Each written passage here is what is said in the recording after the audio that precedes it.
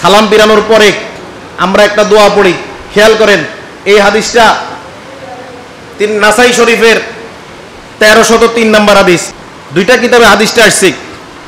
আন মুআজ ইবনে জাবাল রাদিয়াল্লাহু তাআলা আনহু আন্না রাসূলুল্লাহ সাল্লাল্লাহু আলাইহি সাল্লাম, হযরত মুআজ রাদিয়াল্লাহু তাআলা বলেন, এক সময় আল্লাহ রাসূল সাল্লাল্লাহু আলাইহি সাল্লাম কি করলেন? আখাযা বিয়াদিহি ওয়া ক্বালা, আল্লাহ রাসূল নিজে আমার দুইটা হাত ধরছেন। সুবহানাল্লাহ। আস্তে কি করছেন? আল্লাহ রাসূল নিজে আমার দুইটা হাত ধরলেন, ওয়া ক্বালা, তারপর বললেন, ইয়া মুআজ ওয়াল্লাহি ইন্নী লা উহিব্বুকা, ওয়াল্লাহি ইন্নী লা উহিব্বুকা, হে মুআজ, আল্লাহর কসম করে বলে আমি তোমাকে ভালোবাসি, আল্লাহর কসম করে বলে আমি তোমাকে ভালোবাসি। কথাটা বলছে দুইবার। কয়বার? আল্লাহ রাসূল প্রত্যেক সাহাবীকেই ভালোবাসেন, কিন্তু স্পেশাল মুআজ রাদিয়াল্লাহু তাআলা আনহুকে হাতটা ধরে বলছে, আমি আল্লাহর কসম করে বলি তোমাকে ভালোবাসি। ফাকালা, এরপর আল্লাহ রাসূল বললেন, উসিকা ইয়া মুআজ, হে মুআজ, আমি তোমাকে ওসিয়ত করি। কি? আমি তোমাকে ওসিয়ত করি। কি ওসিয়ত?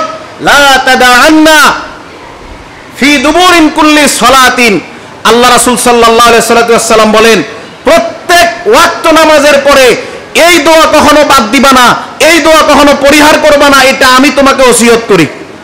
কে বলছে? আল্লাহ রাসূল সাহাবীর হাত ধরে এই কথাটা বলছে, আল্লাহর কসম করে বলছে।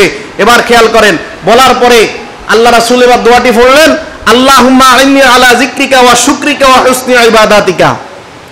আমরা যারা ফরজ নামাজের পরে পড়ি, এই দোয়াটা ফরজ নামাজের পরে পড়া হয় প্রত্যেক ওয়াক্ত নামাজে একবার। খেয়াল করেন, আল্লাহ রাসূল বললেন, আল্লাহুম্মা আইন্নী আলা যিকরিকা, এরপরে বলছে কি?